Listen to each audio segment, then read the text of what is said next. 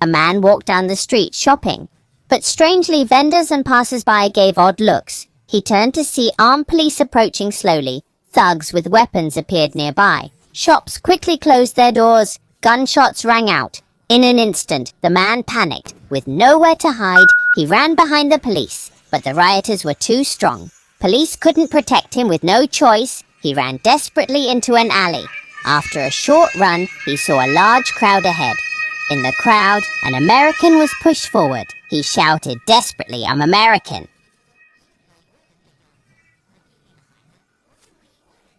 But did it matter? No, because you're not Chinese. The mob leader lost patience. One shot killed the American. As the American fell, the crowd cheered. Then he realized this wasn't a normal death. It was a massacre of foreigners. A thug spotted him. He frantically climbed a ladder. The thug followed closely. He kicked down the ladder, temporarily escaping danger. He ran non-stop to the hotel, but thugs followed him there. He quickly took the elevator up. He told his wife everything. Thugs were checking each room, killing Americans on sight. He grabbed the kids and ran up, reaching the roof. They found many thugs had gathered there. Voices below urged surrender. Just then, an American revealed the truth. Yes.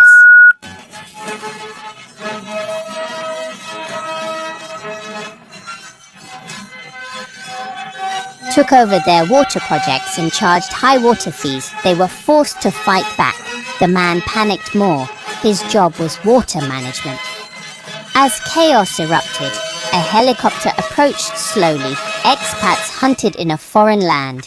As they stood helpless, a helicopter appeared. As the chopper turned, they froze in disbelief. Bullets tore through the air. Many died instantly, but the slaughter continued. The chopper circled, firing. Suddenly, wires caught its tail. It crashed onto the roof. But the crisis didn't end there, as the thugs had already rushed up to the roof of the house, killed the men when they saw them, and went to the fence searching for a way.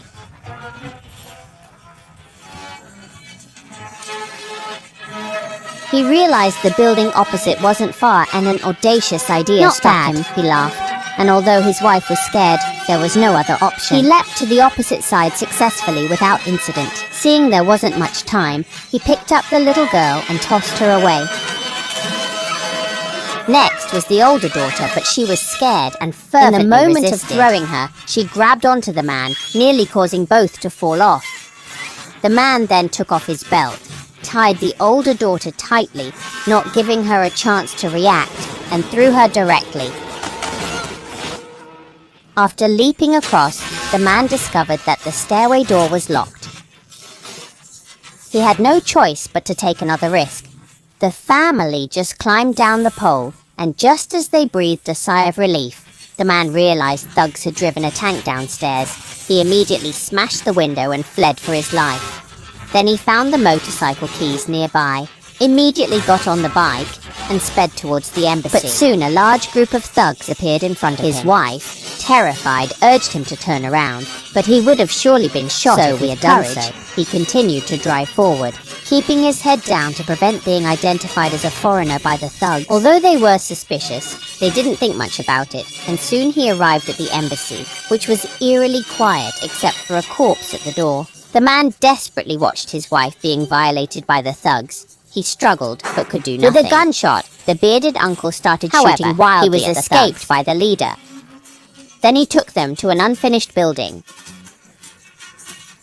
The uncle told them that just across is the border of another country, and crossing it would ensure safety. During the escape, the uncle was hit by a sniper. The uncle, knowing he wouldn't last long, didn't want to slow them down and thus feigned death. The man had to leave the uncle and flee. As it began to rain heavily, he settled his wife and daughter in a secret place, and alone went to the river to find a boat. Finding one, he was discovered by the boat owner. The man wanted to swap his watch, but the boat owner wasn't interested, and instead the man immediately took his shoes off and handed them over. Just then, the boat owner spotted the thug. Out of kindness, he told the man to hide under the boat, but he was eventually discovered and had no choice